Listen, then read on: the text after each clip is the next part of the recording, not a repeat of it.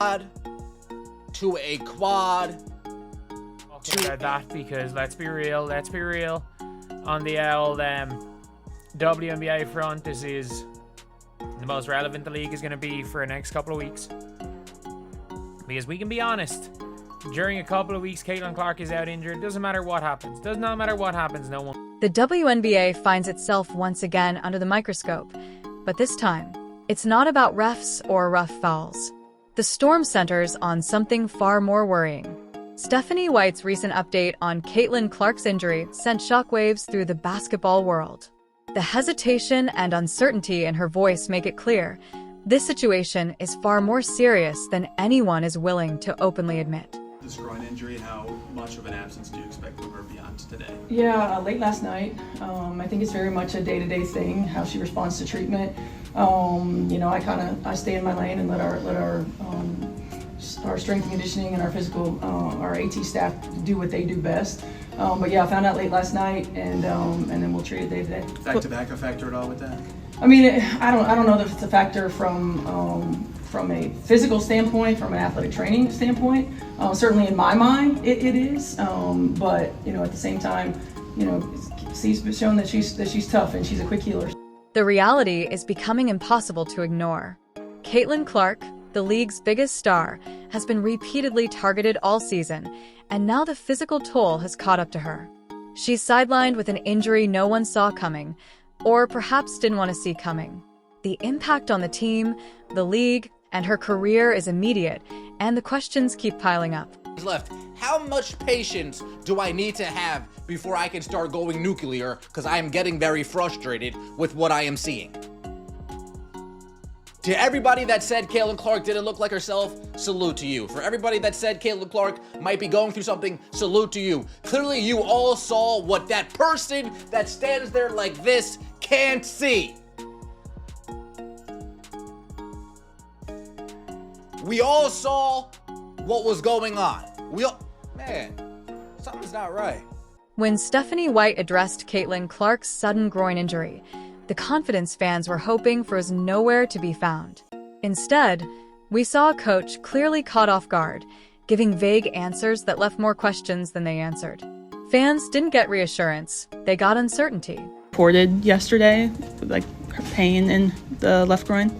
It had to have been at some point during the day because they took her out yesterday, for the MRI. So I'm not exactly sure. I didn't hear about it until we heard from our training staff last night. And with the MRI, did it show a strain or anything, or? I don't. You'll have to ask. Late last night, White revealed the timeline of how she learned about the injury.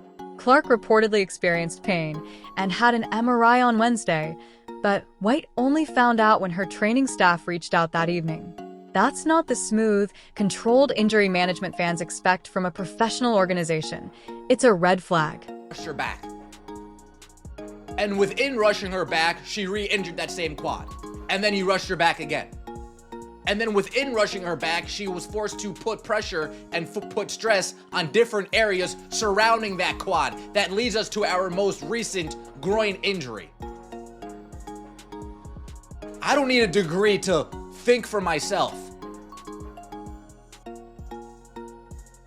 If you've ever been to the gym, you got some chest pain, next thing you know, you got some shoulder pain. Why? Because instead of using your chest muscle to do the exercises, you compensate and start using your shoulder to. What made White's press conference even more unsettling was her repeated admission of being kept in the dark. I'm not exactly sure. I didn't hear about it until we heard from our training staff last night, she said, highlighting a coaching staff that wasn't fully in the loop about their star player's condition. She's dealing with a lot herself, right? Stephanie White. Of course, she's missed, 2 games so far because of personal issues, so I don't necessarily know what her personal issues are. Hopefully it's nothing like DeWanna Bonner's.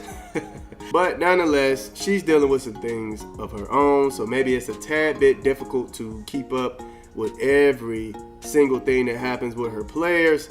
And then, of course, she got this news late at night, so I don't know what time this could have been. It was posted early in the morning, so, you know, she's probably just now getting into the facility and trying to figure out what's going on with Caitlin. Let me see the MRI. What happened with the MRI? They probably caught her right before. If you're following along, subscribe now. The handling of Clark's injury is far different from her previous quad setback, where White provided detailed updates and clear timelines for her return. That transparency is missing now, replaced with uncertainty and speculation. The lack of concrete information signals a potentially more serious issue, or at least an unpredictability that the league hasn't prepared for. When she says you have to ask our training staff, are any of us really going to get the opportunity to actually talk to a training staff member? I don't think that actually is going to happen. So like what Stephanie White is doing right there is basically saying, I can't tell you, even if I could tell you, it's not going to be announced through me. It's going to be announced just how they announce everything else. They're going to announce it through a press conference. They're going to announce it through a press release, a tweet with the information. These organizations are very private, especially with, you know, the injury information, because people... Clark's groin injury didn't happen in a vacuum. It's the result of months of relentless physical targeting that the league has failed to address. The timing is especially alarming considering her recent game against the Connecticut Sun, where she suffered an eye poke from JCS Sheldon and a blindside from Marina Maber.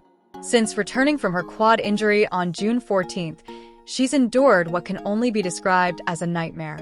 Her shooting has cratered, just 1 for 23 from 3 over her last 3 games. Her season-low 6 points against Seattle, with more turnovers than points, now looks less like a slump and more like a warning sign ignored. Does not need to play another game until she's completely 100% healthy. If that means she has to miss multiple weeks, so be it, because you don't want to get into the habit of her rushing back from injuries when she's not fully healthy, and we know if one nagging injury can lead to another nagging injury. So the best thing that the Indiana Fever can do, regardless of what Caitlin Clark wants to do, you have to protect your star, your superstar, because she's going to want to get on the court. But until she's 100% healthy, she does not need to play another basketball game. The stats don't lie. Clark has been the recipient of an unprecedented number of flagrant fouls, 17% of all such fouls this season, and 80% from a single team. That's no coincidence. That's a pattern. From Kennedy Carter's blindside body check to the Chicago Sky's systematic targeting, to the eye poke and shove against Connecticut, she's endured punishment that would sideline other players. And the worst part? Those responsible face minimal consequences. Marina Maber, who body-checked Clark after the eye poke, received nothing more than a technical that was later upgraded to a flagrant. No suspension. No meaningful penalty. Just a fine and the freedom to continue targeting the league's biggest star. Real talk, a lot of y'all records she coming from. She coming for him. At the end of the day, y'all can't stop nothing, bro. Y'all trying to beat her up and bruise her up and take her out the game and injure her, bro. We know what the motive is, dog. Like, don't nobody like that. I don't vouch for that. I don't like that. You hear me? Y'all not leading. Look, y'all need to get that out y'all heart. Cause that's some deep demonic stuff. The way y'all thinking and how y'all moving and having y'all little meetings and all of that and wanna plot against this woman and her teammates that have her back. Y'all better leave her, Sophie Cunningham. Fans reacted fast and fiercely.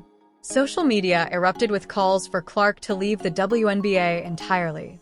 Many argued the league doesn't deserve her. One fan said that if she played in Europe instead, they'd applaud the move and cheer her on from afar.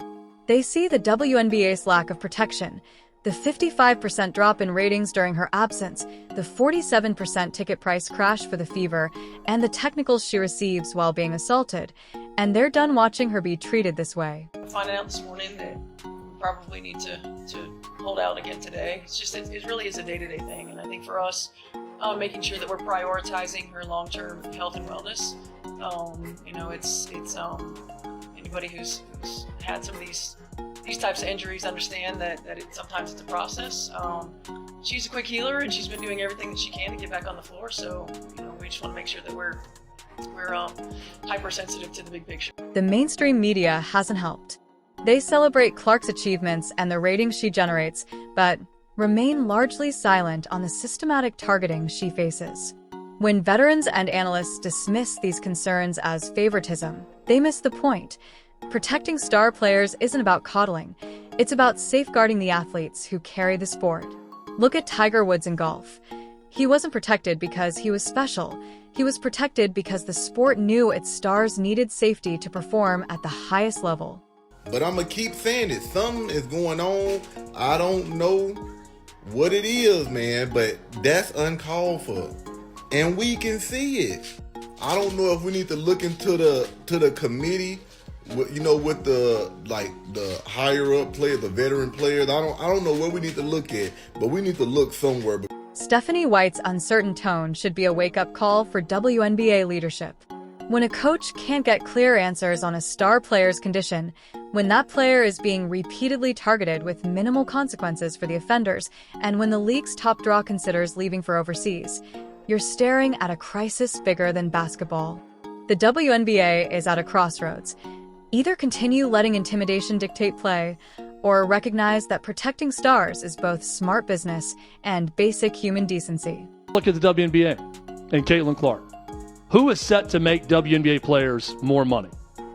Is it Angel Reese, the author of the Me Bound? The Me Bound that she's now going to copyright, and she's trying to get all the rights to it so she can glorify the Me Bound? Basically a made-up stat for someone who can't hit layups? No, it's not Angel Reese. Does Angel Reese help add to the legend that is Caitlin Clark? For sure. Caitlin Clark is going to print money for Clark's day-to-day injury status, with no clear return timeline, exposes everything wrong with how the league handles its talent. While players like Marina May Bray and JCS Sheldon face no real consequences, the league's most transcendent talent sits sidelined, questioning whether enduring this kind of physical abuse is worth it. Fans see it.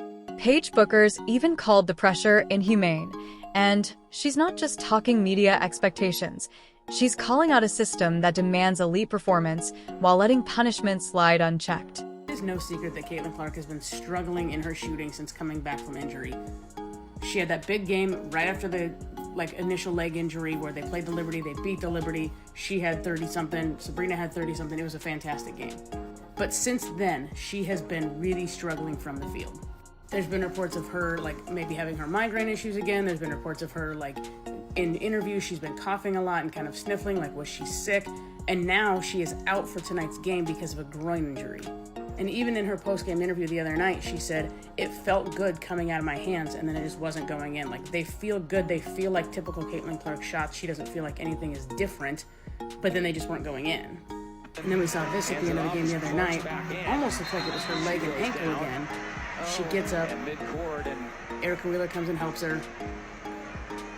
She's doing some stretching. We're like, oh, is it? Clark will recover physically, just as she did from her quad injury. Her shooting and assists will rebound. But the bigger question isn't when she'll return, it's whether the league will be ready to protect her when she does. The repeated failure to punish targeted players sends a dangerous message that extends beyond this season. The uncertainty, lack of information, and history of abuse all point to a league failing its most valuable asset. Significant time. I would assume that the WNBA is still on track to make pesos, which is great. That's great. But if that happens, there's going to be an expectation to maintain it. There will be an expectation to figure out a way to turn this monetized turd into actual dollars. It's kind of hard to do that when the only star in your league is constantly on the bench. And one of the potential reasons that she's constantly on the bench is because of the increased physicality that she's forced to deal with every time she's on the court. We have already seen what happens when Caitlin Clark disappears from the Clark will bounce back and hopefully regain full strength. But until the WNBA proves it's serious about protecting all players, especially the ones driving revenue and viewership, fans will continue questioning whether this league deserves the talent it has. The clock is ticking, and continued inaction carries consequences far beyond a single injury. The WNBA's future may hinge on how it manages Clark's return and whether it ensures her next injury isn't the result of the same systemic failures.